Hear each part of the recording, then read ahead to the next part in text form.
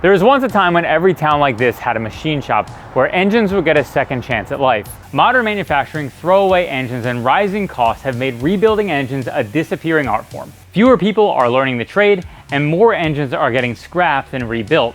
But why? It really boils down to time and cost. For instance, if you bring your car to our shop with a bad engine, you'll be forced with the choice to fix the car or not fix the car. If you were to decide to fix the car and you were bringing it to our shop, we would recommend a used engine.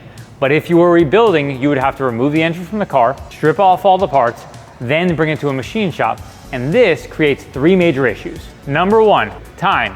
From the time we've diagnosed the car, got approval for repairs, removed the engine from the car, and got it ready to take to a machine shop, you're talking about probably 2 to 3 weeks of scheduling. The machining and building will then take another 4 to 8 weeks to properly complete. From the time your car broke to the time it's fixed, you're looking at 2 to 3 months minimum, and that's assuming everything goes correctly.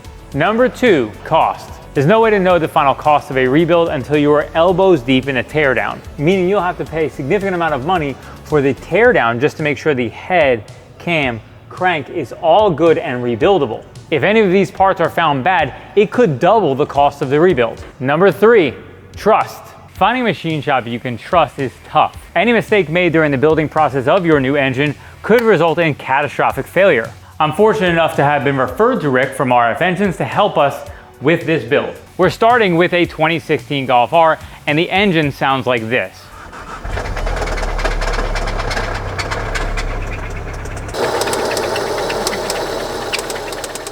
And here we are today. This is the bottom end of an engine. It consists of a cylinder block, a crankshaft, pistons, and connecting rods. The crankshaft turns, turning the connecting rods and pistons up and down in the engine. Between all of these components are extremely tight tolerances. To give you an idea of the precision required to make an engine run properly, we're talking about tolerances smaller than a human hair. For context, a sheet of paper is 4/1000ths of an inch. A human hair, like the ones on my arm, are 3/1000ths of an inch. And the tolerances we're going to be dealing with when machining are 1/1000th of an inch, which is 1/3 the thickness of a human hair. Rebuilding an engine like this is usually only practical for high performance builds or extremely expensive engines. It can also make sense for rare engines that are hard to find used. If you're replacing a blown up motor, a used engine is going to be generally the most time and cost effective option. When rebuilding an engine, we first have to determine if our cylinders are in need of machining. We're looking at three main components. Number one, no cylinder wall scoring. If you have any deep grooves, pitting, or corrosion in your cylinder bores, you'll have no choice but to overbore and get bigger pistons. Number two, no excessive wear. After a lot of miles, a cylinder bore in an engine can become misshapen, causing excessive play internally. To check this, you're going to need a bore gauge. You don't have one, and because one accurate enough to build an engine costs $1,600, I don't either. Guess what?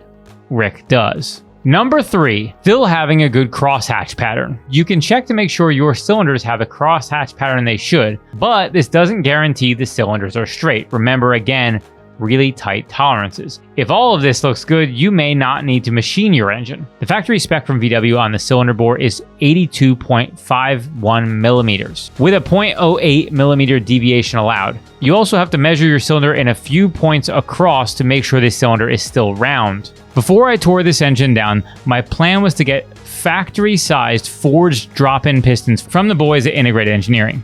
Unfortunately, this wasn't possible because of the scoring on the cylinder bores. So the solution to this problem is to overbore our engine and get larger pistons. The boys are now ready to hone this engine for bigger pistons. They're going to hone these cylinders and check their work along the way. One thing I thought was super cool is the visual representation of cylinder bore taper. The honing machine measures outward pressure on the cutting tool as it goes up and down in each cylinder. As the pressure increases on the cutting bits, you can see the bar move up and then back down. So you can see the cylinder is actually tapered at the bottom because as the machine goes to the bottom of the bore, the pressure increases. When they're all done, all the cylinders will be straight with no taper whatsoever. Another thing I found really interesting is that they have different cutting dies for machining the cylinder bores. So they have a cutting die that leaves deeper crosshatch grooves, which are for removing more material, and finishing dies that leave shallower ones. Also, if they leave the crosshatch grooves too deep, it can cause excessive ring wear, which can prematurely make your piston rings fail. Now onto the block deck. Anytime you're building an engine, you will want to verify the top of the engine is straight. This means perfectly flat. You can do this at home, but you will need to have a machinist straight edge to make sure the block is flat. Those straight edges are precision matched to make sure they're perfectly straight, so it's not like a 2x4 that you found at Home Depot. You can either use a feeler gauge and multiple places across the top of your engine. You can also use a light behind it to actually see visual representations of uneven areas that might have excessive light coming through. If you're machining an engine like this, you will want to get a perfect mating surface for your cylinder head to mate to. So this block was set up on the old Blockmaster, and a few thousandths were taken off to make sure it's perfect. There are two reasons why we did not need to remove a lot of material from the top of our block.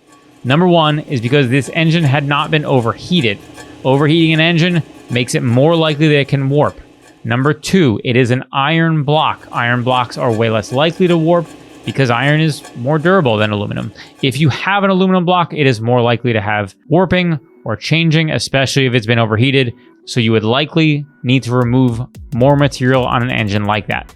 Now on to the bottom of our engine block. Our original engine had spun rod bearings and damaged the journals on the crankshaft. I want to take a second here to talk about bearings. When you look at a bearing in an engine, it doesn't really look like what you think of as a traditional bearing in like a rollerblade or a skateboard. Engine bearings are really just pieces of metal. That's because the engine parts like the crankshaft don't really touch the bearings of your engine. Instead, the oil that's pumped through the engine creates a thin film, and that's what the crankshaft actually rides on. That's why when you go 18,000 mile oil change intervals on your Altima, your engine starts making a knocking noise because your bearings are screaming for mercy. It's possible to machine a crank journal and get oversized bearings for the engine, but I didn't want to mess with any of that because it's complicated. Instead, we're using a block and a crankshaft from a GTI. These are the same as a Golf R, so all we need to do is verify the clearances are all good. From the factory, the spec on the main journal of the crank is 58 millimeters. The radial wear limit on this journal is 0.15 millimeters. On the connecting rod journal, the spec is 47.8 millimeters, and the wear limit here is 0.09 millimeters. All of our crank measurements checked out good, but we're not out of the woods just yet. We need to check our crank for structural integrity. Rick used his fancy machine that you put a crankshaft into. It magnetizes the crankshaft. You then put this glowing dye over top of it that has magnetic properties that will find cracks within a piece of metal through this magnetism. It will get sucked into the cracks and it will expose any cracking you have on a crankshaft. Ours was perfect. Here's an example of what a cracked one looks like. Our GTI crank did have one minor imperfection. A small amount of bearing material had transferred to the crank journal from the bearing. Rick has this fancy schmancy polisher that allows him to turn the crank while polishing each one of the journals, which gives us a perfectly smooth surface. Now we're going to check the main bearing clearance. The amateur way to do this is with plastic gauge, but the correct way to do this is with a dial bore gauge that we've looked at earlier. There's actually a very good video comparing these two methods and how accurate they are to each other, which we will link to in the description. To do this, we have to install our crank main bearings.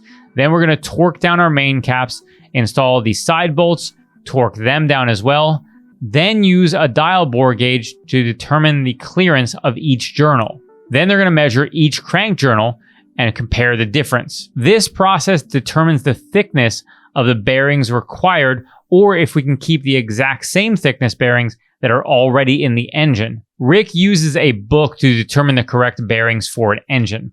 In the VW and Audi world, the manufacturer actually stamps letters to determine the correct bearings for each place in the engine. What this is actually letters that are stamped on the crankshaft for the lower bearings, and usually on the cylinder block for the upper main bearings. The order of the letters, starting from left to right, is going to be how they are in the engine block. You then need to go to a chart which converts those letters to colors, which will then be the color code for the correct bearing. If you only want replacement bearings that wouldn't be thicker or thinner, each letter has a thickness designated to each bearing. Remember, this is only correct if your plastic gauge or measuring you've done determines that you don't need to change the thickness of your bearings. And I know it's confusing, but I didn't design it. We've now finished our cylinder block. We have the bearings we need, and we know the bottom end is good. To be clear, if you were to be rebuilding an engine instead of building an engine like ours, and you were trying to do it for a cost-effective price, you could have, during this entire process, found a cracked cylinder block, a cylinder block that is so warped it's out of a machinable tolerance, or a crankshaft that's been ruined by cracking, damage, spun bearing, or anything like that. And again, if you were rebuilding an engine and you run across these things, it would absolutely blow any cost estimate you had at the start out of the water. With the crankshaft and the block complete, we can move on to the connecting rods and pistons. On most engines, the weak point for big power are the pistons and rods. I was always of the opinion that if you buy the right rods and pistons for your engine, you can just drop them in. But sometimes, these new parts need machining too. If, like us, you are using oversized pistons, we already know the block is machined to the correct size. Your connecting rods are going to use the factory crank size, which means you would assume no machining would be needed. Rick informed me that it's commonplace for performance manufacturers to have lax tolerances requiring some machining. Rick said that generally the biggest issue he sees with new pistons and rods is a clearance issue in the piston wrist pin. Because most builds have a different piston manufacturer from the connecting rod itself, the wrist pins can often be too tight. This can prevent proper oiling and can lead to the failure of the piston or wrist pin if lack of lubrication becomes an issue. Fortunately for us, the rods that IE sent us were great and didn't require any machining of any kind. And Rick matched each piston wrist pin and rod based on the optimal tolerance to each other. Now, I know all of this seems like an insane amount of detail. That's why machine shop selection is so important. Since Rick isn't in your area, you would have to ship him your engine, but if you're building an engine for big power, it's going to take some time anyway, and he's a great option. The top of our engine is next. The cylinder head of your engine houses the valves that open and close in the cylinders of your engine. It's imperative that these properly seal to avoid your horsepower from leaking out. If you remove your cylinder head and it looks like this one, it's often going to be more cost effective to replace it or get a remanufactured one, which we can sell you. Check out our site, shopdab.com. Folks at Cylinder Heads. The camshafts in your engine turn, opening the valves of your engine. The valves are then forced to close by the pressure from your valve springs. This happens over and over and over again as your engine turns thousands and thousands of times. Eventually, this can wear out the metal of your cylinder head, requiring a valve job. This is a process where they have to machine the areas where the valves seat against the cylinder head to ensure that all 8 intake and exhaust valves have a perfect seal. If the valve seats in your cylinder head are cracked or require excessive machining, you might need to replace them. On our head, they had to machine the intake valve seats 5 thousandths to clean them up. And on the exhaust valve seats, they required 25 thousandths to clean up. I presume that's actually because of the excessive heat you get from the exhaust side that caused the need for much more machining to get them to clean up properly. Because they have a very fancy machine, they have the ability to adjust a ton of parameters related to angles and shapes of seats.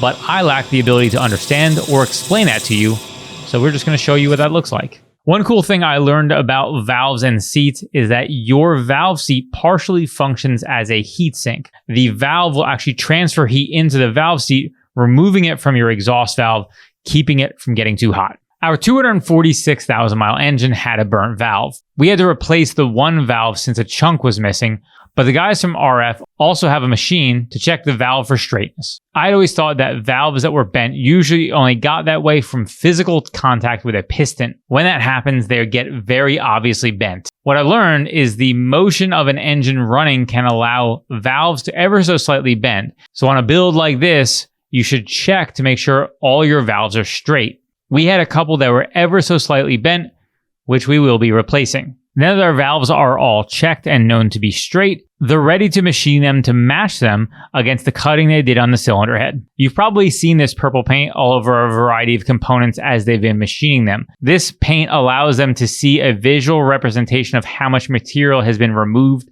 from a specific component. Our head also needs valve guides. These are tubes inside the cylinder head that your valves go into. When these become worn, it will allow the valve to wiggle, which can allow excessive oil to leak down into the engine and eventually destroy your valves or valve seats. They actually push the valve guides out with an air hammer that has a special bit, and they reinstall them the same way. And just like the engine block, you need to make sure your cylinder head is straight. So again, you grab your machinist straight edge and check for gaps. Interesting note from Rick, there are some heads like Minis that have so little excess material to machine that if they get overheated too much, the head has to be scrapped because there's not enough material to take off. Now they get the cylinder head decked, and since this head is already straight, they only took off a very small amount of material to make a perfectly straight, clean head. Once all this is done, the boys drop the block and the head in to be cleaned. This gets rid of any contaminants, but more importantly, any metal shavings that may have become lodged in the engine parts during machining.